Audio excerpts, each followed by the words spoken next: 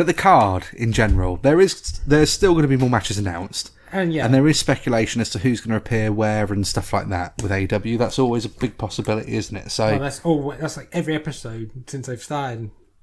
Predictions based on as the card looks right now and as the booking is going on right now. Again, kind of going back to the MJF stuff, we'll get to it when we get to that match, but I'll explain more in detail why I really liked that promo. Okay. Right. So the first match we're going to have a prediction for, possibly one of the easier ones. Possibly. Jade Cargill. Who? Yeah. Jade Cargill. Jake. Jade Cargill. Yeah. Let's take 7. Yeah. Is that just because that's how it's written on Wikipedia? Nah. He loves Wikipedia. I do, because it's information. That's how I got all my questions. That's well, it must be right. It must be right. Jade Cargill defending her TBS championship against Ty Conti. That bitch show championship. Well, Jade's winning. Yeah. Rightly so. Jade's still she's got to have a strong run, and they've only really just started really leaning into it now, putting the graphic up when she wins a match, and they've even given her the... What was that? That was my phone just died. Okay. They was even giving her the Goldberg treatment. She cut the promo, I think it was last week on Dynamite, but I know. She did the whole thing like, who's next? And everyone started booing it, and I thought that was great because she's a heel. But I don't know, she doesn't give me go away heat. I like Jade. I like her, but yeah, Jade's gonna win. And Ty Conti has gone from the last pay-per-view challenging for the women's title to challenge for the TBS title. Yeah, but that isn't a bad on Ty at all. She gets a challenge for 2 championships in 2 different pay-per-views. But has she... They couldn't do Ruby, could they, again? Well, of course you can. You can if in enough time, if you build the angle, right? But you've got to build an angle. Jade doesn't necessarily need a long feud with someone at the moment if she's going to keep winning. No. Because if she has a long feud with someone and she has to keep winning, that other person has to keep taking the loss. So. I don't think they've built anyone to beat her yet. Or be a credible challenger yet. No. To beat Jade. But someone will. Someone will come along. Someone will come in and take it. Kevin Nash will do it. Kevin Nash will take it, yeah. Speaking of Goldberg. The next match is a 6-man tornado tag match. A sex man? 6-man. Oh, okay. But with the people involved, I'm not surprised. You got Andrade, Matt Hardy, and Isaiah Cassidy. God, if anyone knows about sex, it's Matt Hardy. Yeah. He's got about 20 kids. Yeah. Matt Hardy, Isaiah. There you go. So, yeah, Matt Hardy, Andrade, and Isaiah Cassidy against Darby Allin, Sting, and Sammy Guevara. The TNT title was not on the line. Yeah. Which, to be fair, you don't need to have it. You don't need to have every title on the line. Oh, I don't know, man. I used to say that, but bearing in mind how few pay-per-views AEW has a year, I know that they do their specials, and that's awesome. But the fact they have so few pay-per-views a year, I do kind of feel like the title should be on the line, especially the TNT title, because I said this last week. The TNT title just does not feel like a big deal to me. The TBS title has been around less time, and I already feel like the TBS title means more than the TNT one. Well, and it's not Sammy's fault, but it just doesn't really feel like a big deal to me at all. At all. When Brody had it, it felt like a big deal, and Miro felt like a big deal too. Darby holding it was nice, but it's the same thing as Sammy. Like, they've got them, but I just don't like their reigns with those championships. Depending on how Sammy's goes, obviously there's still a question mark on that one. But Darby's is going to be just a footnote, really, compared to what else he's probably going to achieve in his career. Definitely. You know, so it's a weird one. However, I do think this is where we see Jeff Hardy. It could be. I do think this is where we see Jeff. So, on that basis, team Sammy, Darby and Sting to take the win. Sting's not taking a loss yet. No, I'd go for that, but only because I'd like to think the Andrade team would win. But it's a bit weird that it's just Isaiah Cassidy and not. I think we're just going to see more of a story there between. I do think it also involves what I don't think it will make a big deal, but where they are on the card. It depends where it is on the card. honestly, I couldn't. Look at this. Do you know what this feels like? This feels a bit like that tag match that was on Full Gear with Cody and Pac. Oh yeah, and Malachi and Andrade, where it just was like, this doesn't really feel like, it does feel more like a TV one. Because what people wanted here is the same thing that I would have rather have seen. I'd rather have either seen Sammy and Darby one-on-one, Sammy and Andrade one-on-one, or probably the best one that makes sense at the moment is a triple threat. I think triple threat. No? Or if you really wanted to, make it a four-way and put Matt Hardy in.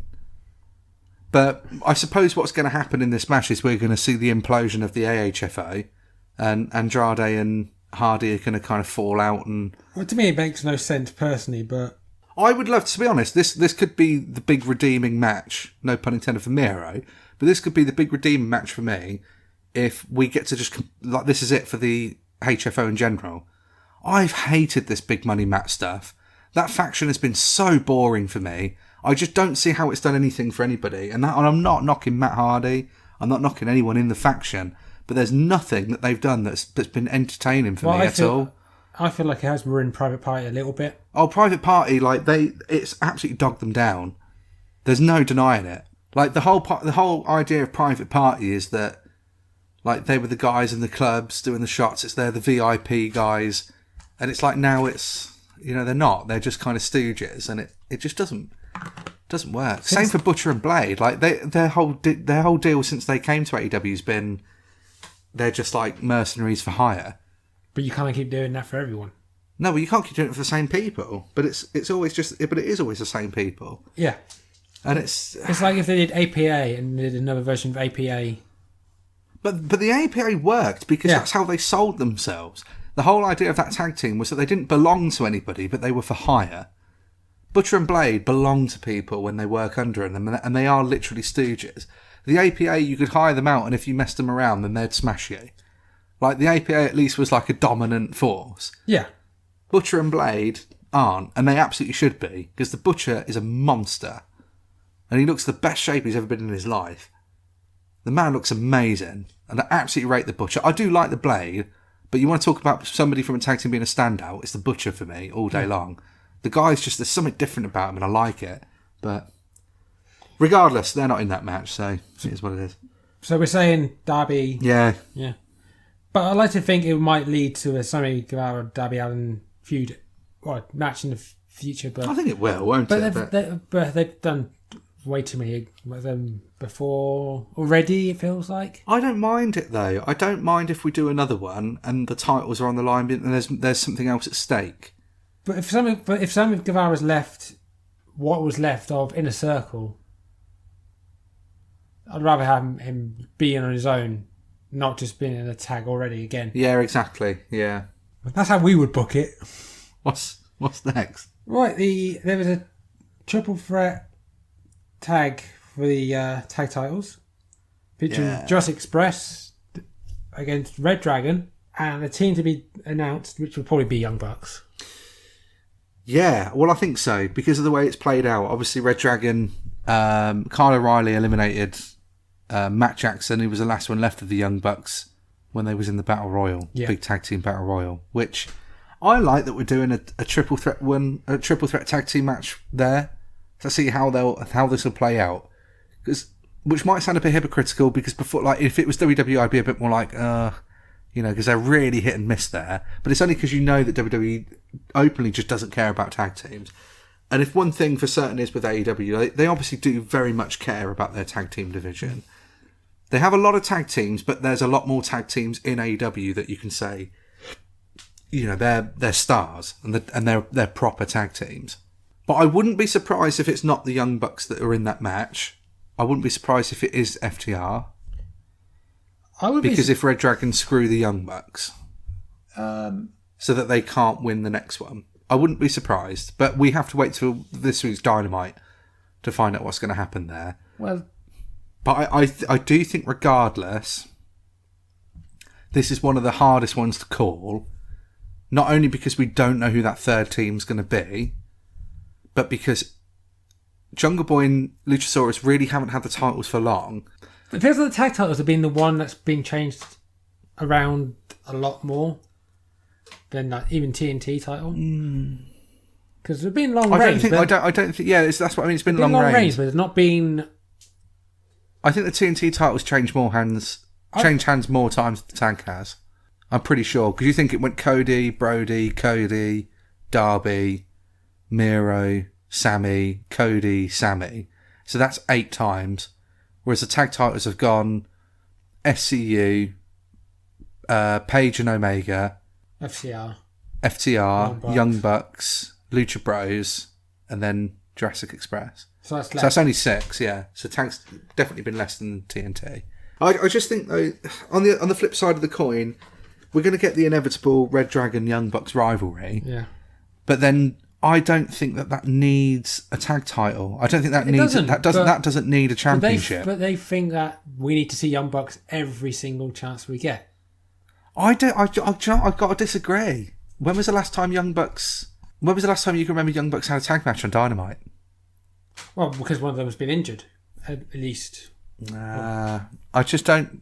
They've been doing their promos, man, but I don't think it's as bad as people make out with the Bucks. I really don't. This could be the first time on a pay-per-view we have no Kenny, no Cody. No. And it's possibly we might not have a Young Bucks, but I think they're going to be the tag team because you can't have. I'm coming to Kenny. All right. No, I don't know. I'm going to say Jungle Boy and Luchasaurus retain. I like it, but I think it's going to be a Red Dragon. Okay. But I do think we shall see. But I do think the tag titles need to stay on the tag team for a while. Yeah. That aren't Young Bucks or FTR. Well, we shall see. But that's just my personal opinion. What we got next? This is a big one. This is on the list, obviously, so it's not in order of what they would be. Bryan Danielson versus Jon Moxley. Surprisingly, it's a one-on-one, no gimmicks yet. No gimmicks matches so far. Well, they're going to bleed. They're going to bleed. It's going to be a bloodbath. They're going to bleed. Blood and guts. And they've made the story known that Moxley's never ever beaten Bryan Danielson. That was the promo that was cut by Moxley on Bryan. I think Bryan Danielson beats Jon Moxley. Really? Yeah. I just want to see, for once, someone tell the story, I've never beaten this person. And then they have the match and it's like, oh yeah, you still didn't beat him. Well, like Raven, Tommy Dreamer. The long-term plan here is that obviously Bryan wants to form a team with Moxley. And I just think that you could, either way, either of them can win and you can still have an amazing story out with this. So it is hard to call it.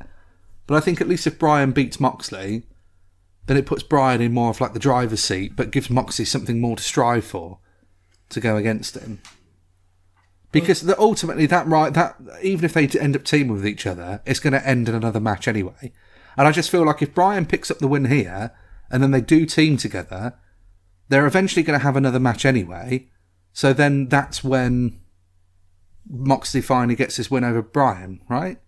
In my head, that's just kind of like how I see it. So that's why I'd go for Bryan here. I'm going to say Moxley only because I believe, I might be wrong, this is his first big time match since he's come back from rehab.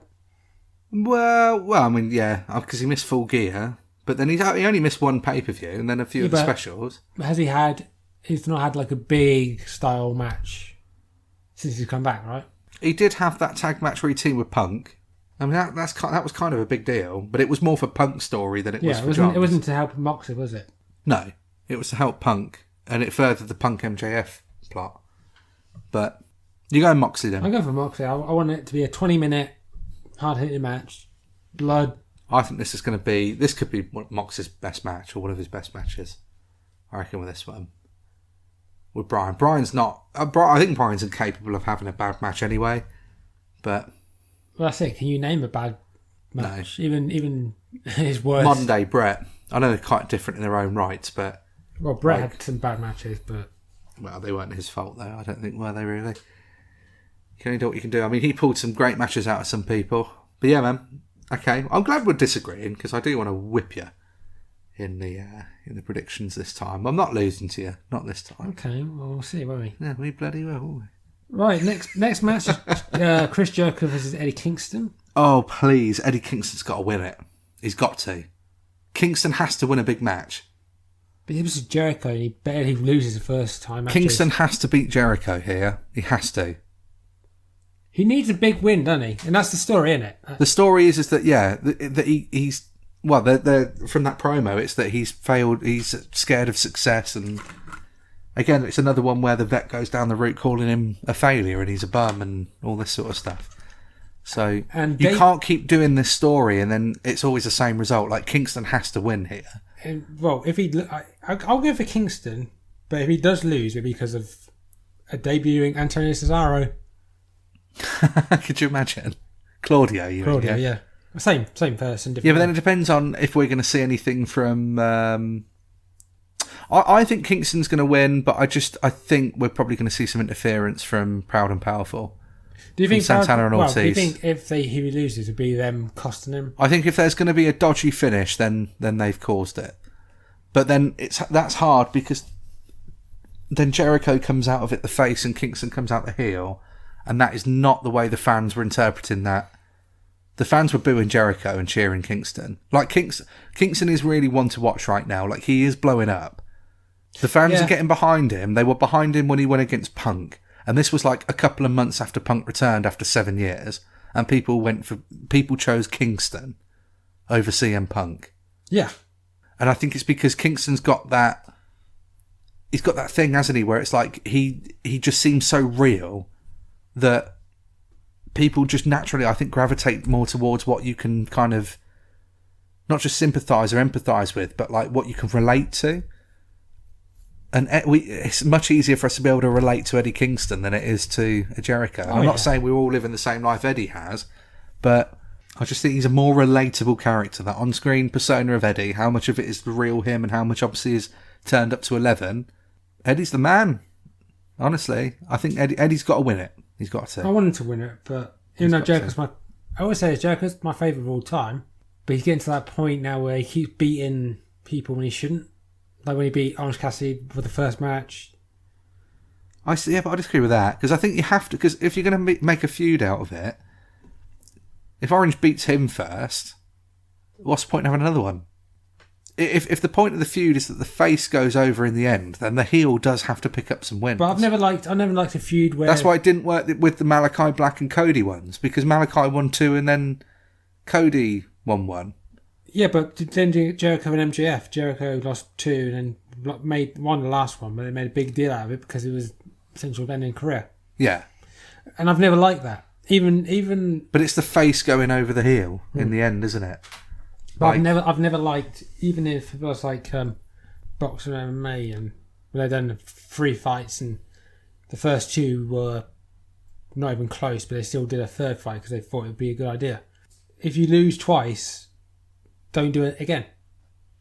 I guess, but again, that's when it's because you have to put stakes on there, don't you? That Jericho one was because the stakes were that, I put my career on the line. Yeah, I'm feeling hungry after you said steaks. But no, look, I don't know. I mean, I don't necessarily want to see Kingston and Jericho go again after this one match, but it does depend how it goes. I want to see Kingston and Punk longer. I'm glad we're getting Punk MJF, because it's been amazing. I'm more than happy to see Kingston go back in there with Punk. But I'd like to think it'd be another, not quick match, but like a good 10-15 minute match instead of like a... You've got to see a fight. I think you want to see a brawl. That's where Eddie Kingston shines. And if he beats Jericho here, this will be great outcome, I think. So that's what I'm going to go for. So we agree on that one. I go for Kingston. Cool. Right, next match is the Face of the Revolution ladder match to get a future TNT Championship match. This is a hard one to call as well, because not all of the members are in it. No. So far we have Keith Lee.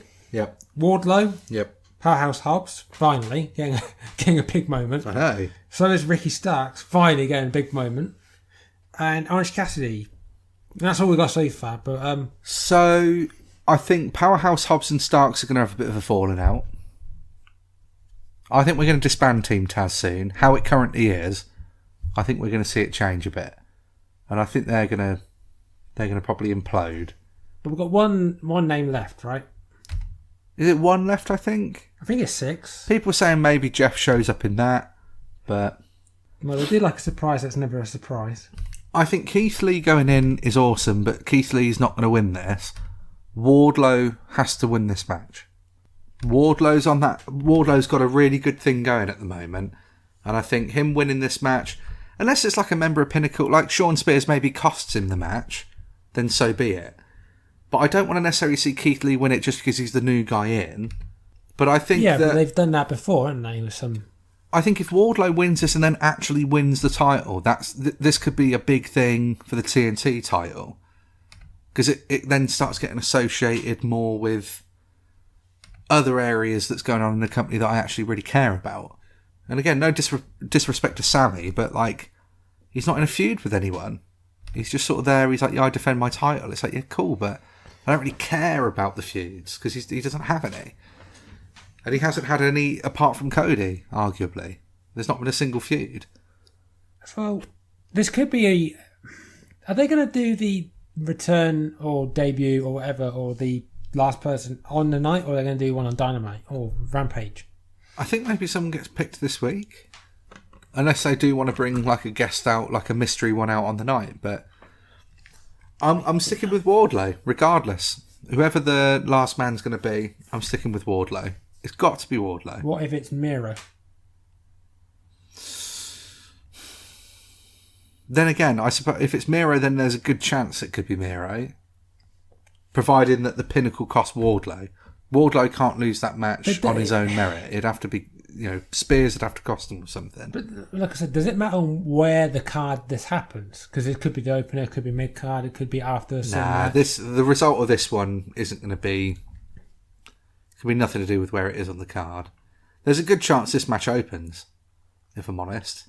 Well, that's the thing. Every time I look at an AEW card, I always think, what's going to be opener? What's going to be this? Yeah. I do. I think there's a good chance this match opens. Don't forget, there's going to be a buy-in match, but it probably won't be any of these matches. It won't be any of those. It'll probably be Jamie Hayter again against Ruby Soho or something like that. No, I'm going to go Wardlow wins. And I know there's a lot of fantasy booking going on tonight, my end, and it's not something, I don't let it consume me with all that sort of stuff, but I do, you do like to try and think ahead sometimes with stuff. But I just think Wardlow winning is a good outcome. It's what I want to see. As a fan, it's what I want to see. Isn't the face of Revolution of the brass ring? Basically, yeah. So that's why so one of the things is that obviously Claudio now, Cesaro comes in and takes it as the big FU to... And it makes sense. Yeah. It does make sense, and I wouldn't be against it, but it's hard, isn't it? It's hard to predict something when not all of the players are in play. Yeah, it's but I personally... At the moment, Keith Lee. Unless someone debuts soon or comes back that we're forgetting, because we forgot about Lance Archer until he came back. Well, at least I forgot about him. Okay, that's another one. So this is going to be a big one, because I don't think we've disagreed on as many as we have done here this year so far. Yeah, so far. Looking to whip that ass, boy. Well... What's up next? The AEW Women's title. Britt Baker defending against Thunder Rosa. I think Thunder Rosa takes it this time. I think it's about time. I think it's time now. I think Thunder Rosa, because it's got it was always going to go to Thunder Rosa after Britt. I think it's been really clear that's how it's going to go. Unless they bring in like Ember Moon or someone who got released. No, I don't think so. It's got to be Thunder Rosa, and she's been cutting her teeth in the division for a while.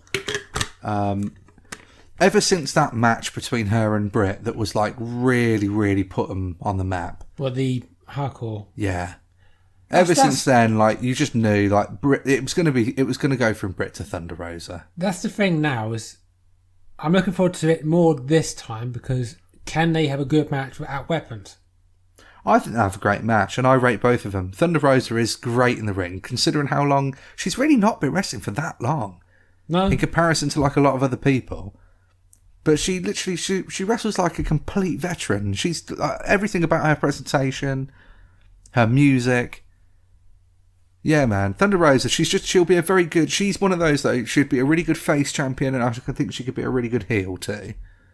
I'll say Thunder, because it's another one of those moments that they've had where it's about time that... I'm not saying it's about time the title changed hands, because But it does. It feels like the right time against the right person. Because unlike, if you don't do it now, then when? Yeah. And against who? Because like it was different for like Hogan in the 80s. There was never a point where you said he would lose it to this guy. He might have lost it to to Savage or whatever. But they never had the moment where you go, yeah, this is the right time. Yeah. And I think the biggest one really was Warrior. Yeah. When it got to that point, it was like that felt like a genuine pass of the torch thing. But yeah, man, I don't know. And I wouldn't say Brit and Thunder Rosa is the equivalent of a Hogan Warrior, but it's the two best women they've had on the roster for a long time.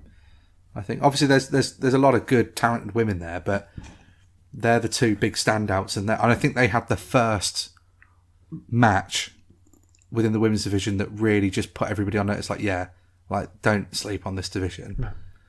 Yeah. What's next? The dog collar match: CM Punk, MJF. Good. Ashley. MJF wins. So he's going to be 2-0 up. Yep.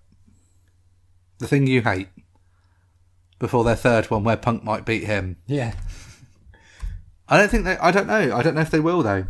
I think this could be it. But Punk beating MJF here works after the promo that MJF just cut.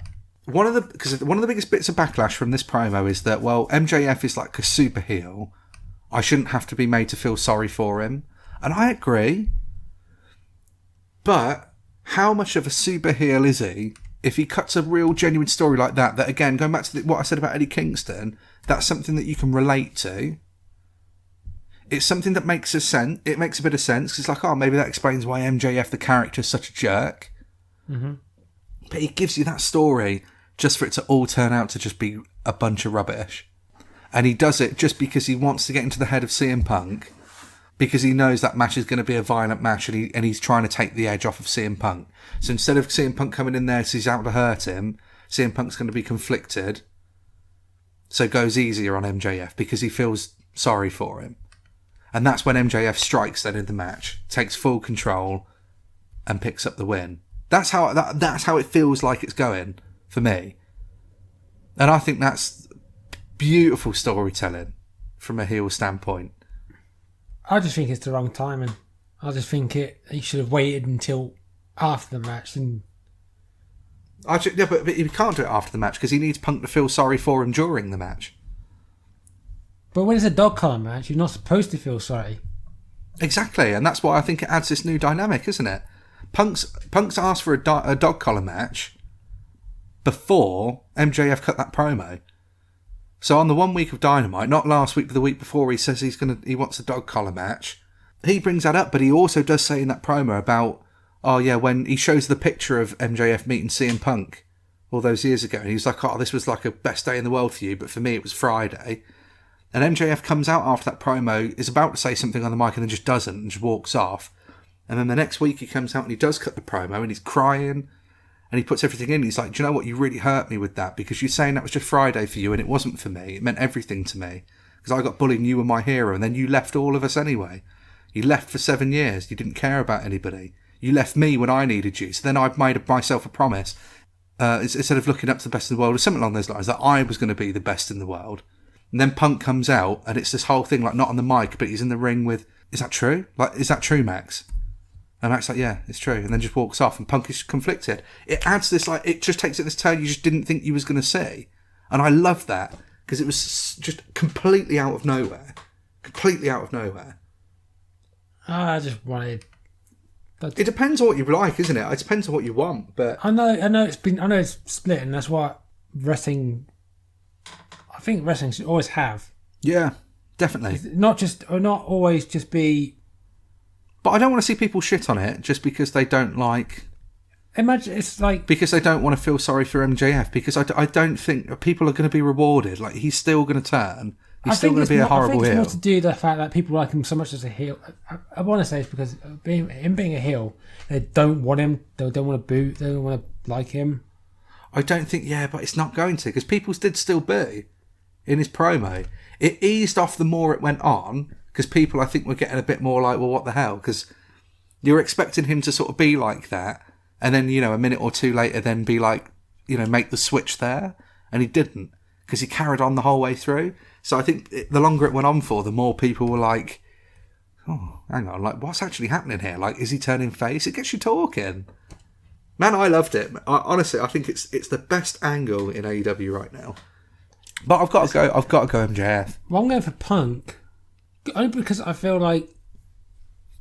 feel like he's going to get screwed over on Dynamite. And then he's going to get his revenge. I'm guessing this is a 1-4 I don't match. think Punk's going to have a match, though, this week. I mean, like, if they're going to do... If it's not a match, he's going to do a promo. And then get beaten up in the ring. Because they can't... What's going to be the end... You know, when they do promo packages, they have to have an end shot. It's got to be MJF healing on Punk, right?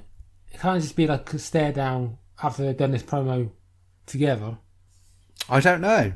But I'm really looking forward to whatever the interaction is going to be this week. And that's because of that MJF promo. And that's all I can really sort of tell you. I think that's good. I like that we've got so many different predictions. What's the... So it's just the last match now, then, isn't it? Hangman Adam Page defends his title against Adam Cole, baby. I mean, I still think this is Adam Page. But... Do you think that would make a difference if Red Dragon win?